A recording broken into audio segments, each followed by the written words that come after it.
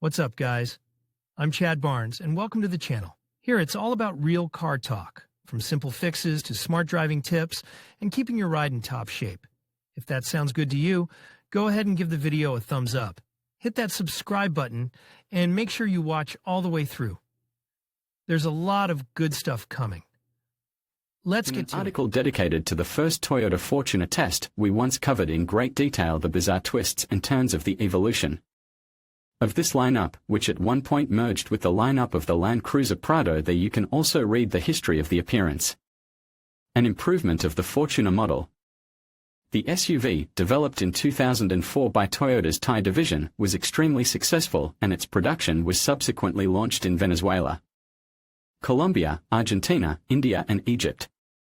But we are interested in the second-generation Fortuner, which premiered on July 16, 2015, and simultaneously in Australia and Thailand. The car with the factory code AN160 was built on the same IMV platform as the 8th-generation Hilux pickup, inheriting from the pickup the frame, part of the body panels, engine range and running gear, except for the rear axle suspension, where instead of semi-elliptic leaf springs there are springs and longitudinal arms. Malaysia, South Africa, Vietnam and Pakistan were added to the list of countries where the Fortuner was assembled. Finally, in 2017, the final decision was made to bring the Fortuner to the Russian market.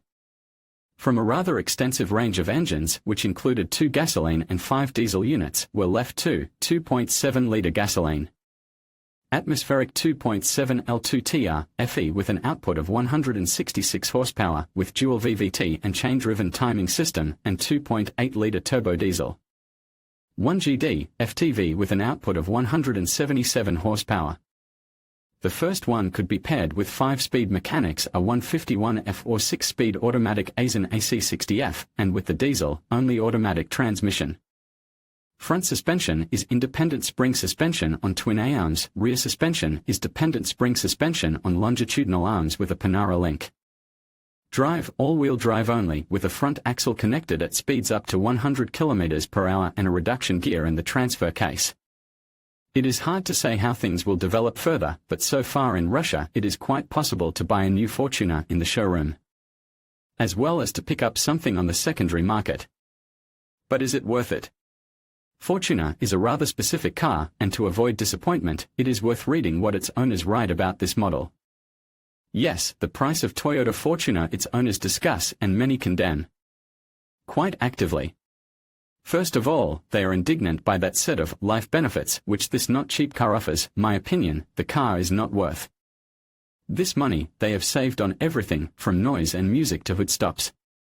New Fortuner are still available in showrooms for an incredible 5 to 7 million rubles, but cars with mileage are not cheap either. For 5-year-old cars with mileage of 130 to 230,000 kilometers and not in the richest configurations asked at least 2.5 million. And for well-equipped cars with mileage of less than 20,000 kilometers, from 4.5 to 5.5 million.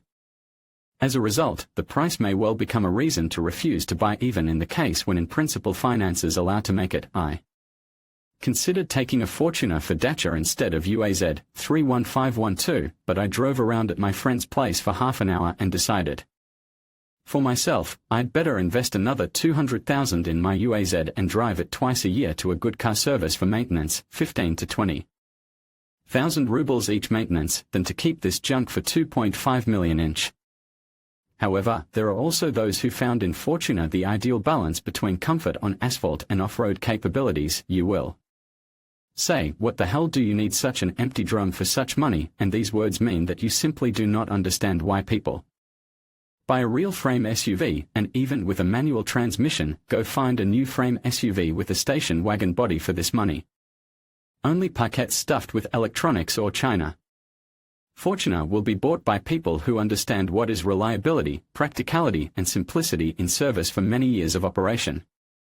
Well, and a significant part of owners the authors of reviews define as follows: reliable middle-aged people, who at the age of 35 have already traveled on RAV4 and want something else, of course, bigger, higher and preferably with a powerful male engine on diesel. In fact, the vast majority of owners rate the Fortuner's exterior very highly and consider the design to be one of the model's significant pluses. The design is cool, they drew a beautiful car, nothing to say, beautiful appearance, unmade design, they write in their reviews. And very many of buyers of this car obviously fall into the category which the author of one of reviews defined as "I want this one." And the fact that with time they find out that the car does not quite coincide with their ideal representations, so it, as you understand, happens later. Anyway, the design language, named keen look, sharp look, was quite to the liking of Russian buyers. It is clear that people are all different and they perceive design in very different ways. There are such comments, "One more monster on the roads has been added, especially side view." Nissan has been suffering from such a controversial design for a long time, it is a pity that Toyota is the same, another boring bucket from Toyota. The design is cheesy, the interior is actually cheap. As you can see, the authors of these comments are not among the owners of Toyota Fortuner. The Toyota Fortuner's interior is assessed very differently by its owners. Some fiercely brand the hard plastic of the front panel and at the same time the steering wheel covered with cheap leather and the same seats.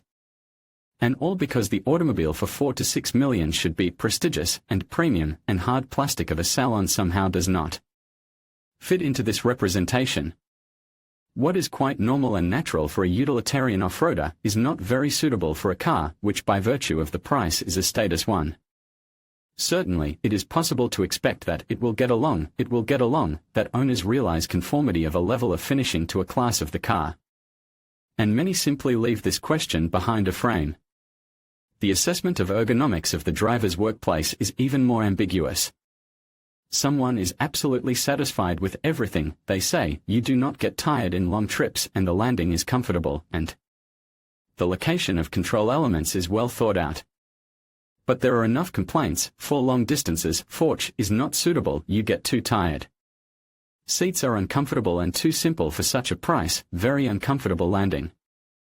At my height of 185 and weight more than 120 kilograms my legs get cramped, 4 more or less big runs I had to improve the seat. And in general, some people find the car inside too narrow, especially in the front part of the cabin, 131 centimeters is like a VAZ7.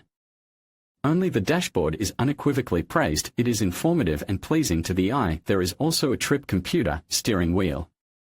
Control has become convenient, and even the steering wheel reminds something of BMW. But the multimedia system is estimated more than ambiguously. No, the acoustics itself is mostly praised, quite qualitative acoustic system, the first car where I did not put an amplifier and did not change speakers. But the head unit is mostly criticized by the authors of reviews, the multimedia system is miserable, at the level of 2000s, the multimedia system is just a horror. It is wildly retarded and too prepotopic. AAC. M4A format does not recognize, the sound does not manage to Bluetooth, lags behind, shows the wrong names of songs that have already sounded. Not too much complain owners and acoustic comfort, noise isolation, a complete junk, while driving along a country road, once. Again I was convinced that the noise is bad. Quite a lot of critical arrows are released to the address of microclimate in the cabin, the air conditioner does not work in the sun. I had to put a fan on the compressor, but it still does not help much, another fat minus of this car is winter, in terms of comfort. The car does not warm up from the word absolutely, there is no heating on the rear seats, it is absent even in the maximum. The community of owners does not complain about the comfort in the rear part of the car, huge miscalculations in terms of comfort. Especially in the back, it is very uncomfortable to drive, the rear sofa is cramped, legs are narrow, only a short person can sit. In the middle, the suspension is adjusted so that you can feel any pothole in the back. But there is enough legroom for the second row passengers as the sofa has longitudinal adjustment at the back, so in general, when the seats are sliding forward or backward, there is a lot of space for knees at my height, and taking into account that you can fold back the backrests of the rear sofa, you can go lying down at all. But most of all conversations are conducted on the subject of whether Fortuner needs the third row of seats or not and how convenient it is. And in many reviews authors defend the point of view, according to which this third row is not necessary at all, there is no comfort on rear seats installed in a luggage compartment.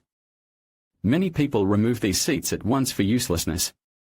There are, of course, timid objections that children like to ride on the third row even more than in the second, and that all sorts of situations happen in life. But there are still more doubters. The owners are also disappointed that the presence of a third row has left a mark on the volume and arrangement of the trunk. And the trunk itself is not big enough. In principle, in a usual sedan it is possible to put as much things in it as in Fortuner. An absence of special containers for trifles is upsetting. What is bad, there are no niches for trifles in the trunk, and for hunter and fishermen it is important. But even more jeepers, fishermen and hunters are upset by the fact that if the second and third rows of seats are folded down, there is no flat floor. It's a pity that the interior does not fold flat, which does not allow you to comfortably fit in the car for sleeping. Otherwise, for tourism, the car would have a few more points in the plus. It is also impossible to organize a sleeping place if the third row of seats is dismantled. The backs of the second row seats form a step. All these are, so to speak, the biggest complaints, but there are also a lot of small ones. Owners complain that in winter doors do not open very well, and to them it is necessary to apply considerable efforts, that buttons of heating of seats are inconveniently located, that this heating has only one working level, that there are no gas stops of a hood. That illumination of buttons indoors there is, but not on all buttons. Adjustment of side mirrors is illuminated, and the button of closing of a lock is not. Yes, from keys of control of window elevators illumination has only one, controlling only glass of the drivers on a driver's door. By the way, the automatic mode of operation of a window elevator in the majority of completions there is only the driver. Again, neither adaptive cruise control nor all sorts of systems of retention in the lane. In a word, no matter how you twist it, no matter how you turn it, it is not the most comfortable automobile, neither in comparison with classmates nor within the line of Toyota SUVs. In the vast majority of reviews, their authors, listing the advantages of the Toyota Fortuner, necessarily mention the head-lighting equipment. First of all, of course, it concerns the sets equipped with LED headlights. Headlights shine very cool, with high beam, as in the daytime. Illumination is very good, headlights shine clearly and far. But in the case of versions with a gasoline engine in the standard configuration, everything is not so smooth. On the gasoline versions, the usual headlights are blind. If you take them, they should be fully LED. But there is another purely economic circumstance to take into account. As for diode headlights, I read how much a headlight unit costs if the bulb burns out, and I didn't want to have them. Is there a difference between replacing a bulb for 100 rubles or a headlight unit for 100,000? And halogens shine normally as it is. Well, there are absolutely no claims to the Fortuner's visibility, as the high commander's landing somehow provides an excellent view forward, including over the roofs of cars going ahead, and large side mirrors, an excellent view back. By the way, the high landing has one more advantage: oncoming cars at night do not glare even at switched on high beam. The only caveat is windshield fogging in cold weather. In the driver's eye area, the glass is very poorly heated by the heater, and during a snowfall there is always fogging and icing. The owners explain it by the fact that the automobile was designed to a great extent by the Thai division of Toyota, and first of all, for countries more than warm. Hence all the winter problems. And also at one time back in the day I found the interior review mirror not very informative when maneuvering in the forest. The stern is high, the rear window is not too large, and the review camera is of little use. A couple of 100 meters along the dirt road, and instead of a normal picture you see only blurred spots. Amazing. Next to it, Toyota has built an SUV which, according to the owners, is afraid of grass. Well, not in the sense that the car lacks off-road abilities to break through dry plantain, grass street. John's word. Just in very many reviews noted the weakness of the paintwork, completely inappropriate in the case of a car designed also for driving off the asphalt. Very delicate culling, the lack of scratches even from tall grass. I'm not talking about bushes and branches at all. In short, as one of the owners wrote, SUV with such a paint job, it's just not serious. Every time I think whether to use it for its intended purpose or to put it on the shelf.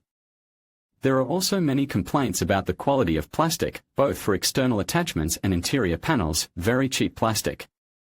Literally for a few months of use in some places a lot of scratches. Plastic covers of wheel arches only worsen the situation.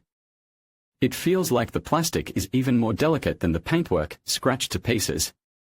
Some seals do not correspond too well to the conditions of off-road operation. The sealing rubbers in the doors after 40,000 kilometers began to leak air, and at speed the air from the street blows into the cabin. I drove on a dirt road for 20 kilometers. And it felt like I was driving an old Wazik. The whole cabin was covered with a very thick layer of dust.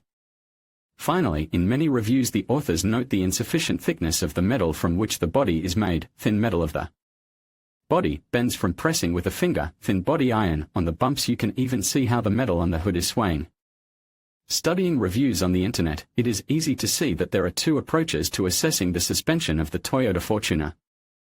The authors of some reviews believe that the suspension is stiff, shaky and uncomfortable on the one hand, and on the other hand, in no way contributing to high-speed cornering because of the roll. But this is written by people who bought Fortuner on the principle of "I want one, flattered by the solid appearance and brand image." Those of the owners who understood why they needed a frame universal off-roader unanimously sing dithyrambs to the suspension. Suspension allows to feel very comfortably in the city. Pits, of course, are not terrible. You can calmly drive and not be afraid that you will have to go to convergence camber or to board a disc. You can calmly storm curbs and other obstacles. But much more often the suspension is praised by those owners who regularly have to drive off asphalt suspension, which accustoms not to think about quality of a road covering. On broken asphalt, even on chopped edges, it is felt huge energy capacity of a suspension. Pits it passes softly in a rack, nothing gives off, and you as if feel a big rubber cushion between all parts of a suspension, one of owners writes.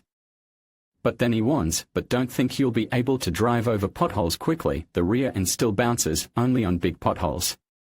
Even more, the car still walks a bit, and on the muddy ground it takes its time to respond to the steering wheel at all. But the owners warn that it is not necessary to abuse the speed. While driving on asphalt, the left side of the car skipped a lying man at 40 km per hour, and the rear moved, and I felt it, and on 200 km on the same place I do not feel it at all.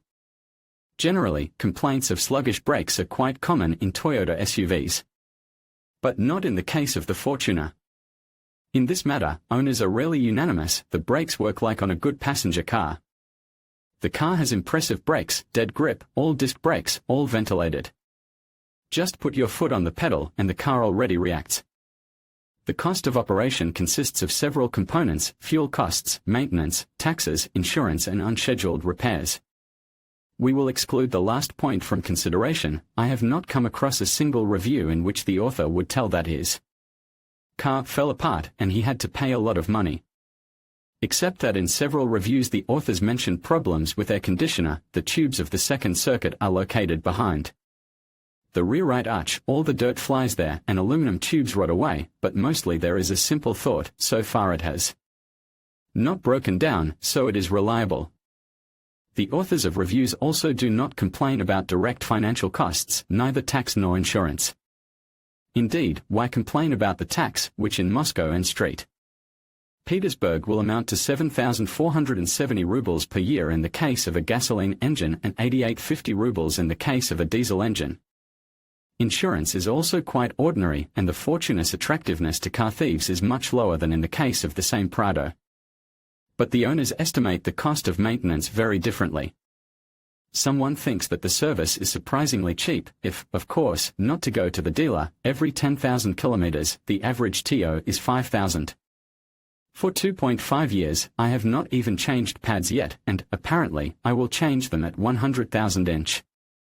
But the majority of owners still preferred to visit branded technical centers, and there the picture is quite different: too expensive. Price for a large maintenance every 40,000 kilometers costs about 40 to 50,000 rubles. For the last maintenance of 80,000 kilometer paid 42,500 rubles. Intermediate, after 10,000 kilometers, 16 to 19,000 rubles.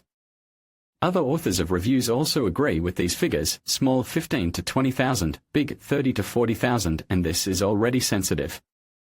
But the main expense item in the regular operation of any car is still the cost of fuel, and the more intensively the owner operates his iron horse and the greater its appetite, the more seriously hit the pocket these costs.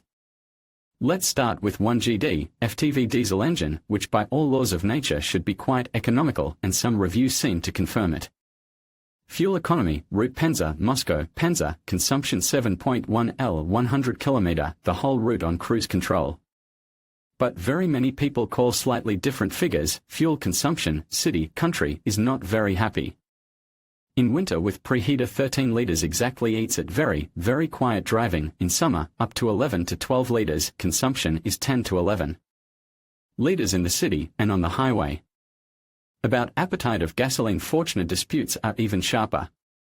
In some reviews the authors write with full satisfaction about the average consumption at the level of 12-12, 5 liters 100 km, and it seems these figures can be believed but only if the authors of these reviews drive a lot on the highway. However, some owners tell about highway expenses at the level of 15 to 15.5 L 100 km, which, combined with the volume of the fuel tank, which nominally holds 80 liters, but in fact 65 to 67, leads to a clearly insufficient autonomy on fuel in the conditions of Russia, where sometimes gas stations can be found at most once every couple of 100 kilometers. Personal experience of a trip along the route Rostov, Volgograd, Elista, skipping at least one refueling can leave you with an empty tank in the middle of some steppe. But the owners estimate the city consumption quite differently. Gasoline consumption in the city in summer, with air conditioning, 15-15, 5 L 100 km, in winter, 16, 8 inch. The only consolation is that 2.7-litre 2TR FE atmospheric engine digests domestic 90-second gasoline without any problems. In the public consciousness of Russian motorists, the formula Toyotas do not break down. This, of course, is hyperbole. They do break down. Everything made by human hands is bound to break. But the fact that Toyota really makes reliable cars, as well as the fact that the Fortuner can be safely considered one of the most reliable models of the brand, primarily due to its structural simplicity, is not even worth proving. Accordingly, there is nothing surprising in the fact that owners consider reliability as the most important advantage of this car. It will not let you down. There were no problems with it for 85,000 kilometers, so I can say that it is quite reliable, highest reliability. I drove 90,000 kilometers and did not think about anything. Actually, they name only the already mentioned air conditioner tubes among characteristic sore spots. Air conditioner tubes turned out to be a sore spot. After 2 winters it is necessary to change a lot of them. Certainly, there are other relatively weak points, but if they will appear at much higher mileage. Naturally, in order to make reliability from potential to a real, one should make some efforts, maintenance once in 10,000 kilometers, and every 40,000 kilometers, big maintenance. That's the formula for reliability. Experienced owners strongly recommend anti-corrosion treatment. Arches are not protected, bare metal. And the place where the sills are attached will also rot, so you have to be one step ahead of the curve. It is the wording Japanese wazik most capaciously contains all the main claims of owners to the Toyota Fortuner, and the lack of comfort and the peculiarities of behavior on the asphalt. So what Toyota Fortuner owners do not like? First of all, the lack of dynamics, especially in the case of gasoline versions, very, very weak acceleration. It is simply impossible to overtake anyone on medium and short distances. The car roars, but does not go, while it consumes 15.5 liters of gasoline on average. If you think about whether it is gasoline or diesel, take a diesel. If you have the opportunity, it overtakes its gasoline counterpart like a standing tree. Have you noticed that the acceleration to 100 km per hour for diesel is listed on Toyota's website, but not for gasoline? That's just it. The real figure will be about 16 seconds. Diesel 100 km per hour gains 12.5 inch. It's no Ferrari, but it's still better. In fact, the Fortuner's dynamics can be improved in the most radical way. A diesel engine is usually reflashed, cutting out the EGR valve and particulate filter. The receive 230 forces instead of 177 standard ones and 550 Nm of torque instead of 450 are impressive, but the Fortuner will not last long after such cheerful starts. In case of a gasoline engine, you can try to find a turbo kit from Thailand, put an additional pump in the cooling system, booster, controller, cooler thermostat, and the Fortuner will be a racing bolide under 250 forces. But, according to the owners, the budget for this event is so huge that in most cases it remains a theory. The owners are not very happy with the car's behavior at speed, poor handling, the car skids quite easily, directional yawing of the car at speed, sometimes you have to catch it. But in difficult conditions, on a wet country lane or on a snow-covered road, everything is very good. Of course, when all-wheel drive is switched on, I often go to the village, the roads are not cleaned in winter, there is ice under the snow. On the rear drive the car skids if you turn the steering wheel and press the gas, but if the all-wheel drive is on, it goes like on rails. The difference is very noticeable. As a result, a lot of words in the owner's reviews are devoted to the discussion of who the Fortuner is suitable for, and who not. So much, if you plan to drive in the city, it is definitely not suitable for you. The car is not designed for the city at all, it is too uncomfortable, but it is good for the countryside, to stir up mud, you know. A Japanese Wazik. If someone wants a car for long runs on dirt roads or to carry a trailer for long distances, Fortuner is a great option. In short, as the owners write, you have to understand what you are taking. This is, to put it briefly, a really luxury UAZ. In general, the target audience of Fortuner is not so wide. These are those who are satisfied with Japanese UAZ, well-made passable vehicle with optimal conditions for comfort of non-capricious drivers. Such owners will forgive the car its shortcomings, which are a direct continuation of its advantages, and rejoice at these very advantages, which can be considered as the reverse side of the shortcomings. Those who are not satisfied with the format of the Japanese Wazik will be disappointed to write that the car turned out to be not quite as I saw it at the beginning of its operation. What do people buy an SUV for? If you put aside the fashion factor, it's to drive off-road. And that is why the owners of Toyota Fortuner necessarily note the passability of this car in the list of advantages. As a matter of fact, I have not come across a single review in which the author would consider the off-road potential of the Fortuner insufficient. You can feel both the reserve of torque when overcoming obstacles and the reserve of energy capacity of the suspension on off roads. On the reduced level it drives like a tank. Passability is above all praises. I really passed where I hung out on a goat. Such quotes can be found almost in every review if, of course, the author used the Fortuner for its intended purpose and regularly enough left the roads with a hard surface. Of all the evaluations of the car's passability, the most accurate one seemed to me this one. A huge plus is passability. Summer tires, standard AT, for winter the best that was on the market, Michelin ship. In the snow goes like a tank, it is almost unreal to get stuck, if only to get stuck on purpose. In mud a little bit worse, it depends a lot on the rubber, but it also runs like a tank, even on gasoline. It's scary in terms of cross-country potential. It's not clear how far you can go, but it goes and goes. You have to be more careful, or it will be difficult to find a tractor later. You just need to always remember two old Jeeper maxims. The first one says that if you do not think that you are going too slow, then you are going too fast. And the second is that the cooler the SUV, the farther you have to go to get the proverbial tractor. And don't forget that the Fortuner's tow hooks are attached to the frame and are located under the bumpers, so, firstly, you can easily damage these bumpers during evacuation work, and they cost quite a lot of money, and secondly, in order to fix the tow rope, you will have to literally hit your face in the mud. The tractor driver will not do it for you. In conclusion, the Toyota Fortuner 2 presents a compelling case for both buyers and skeptics alike. On one hand, its robust performance, spacious interior, and impressive off-road capabilities make it an attractive choice for adventure seekers and families. On the other hand, potential drawbacks such as its fuel efficiency, price point, and maintenance costs may give some buyers pause. Ultimately, the decision to invest in the Fortuner 2 will depend on individual needs and priorities. We hope this breakdown has helped you weigh the pros and cons effectively, guiding you toward the right choice for your lifestyle. Thank you for watching, and we look forward to seeing you in our next video.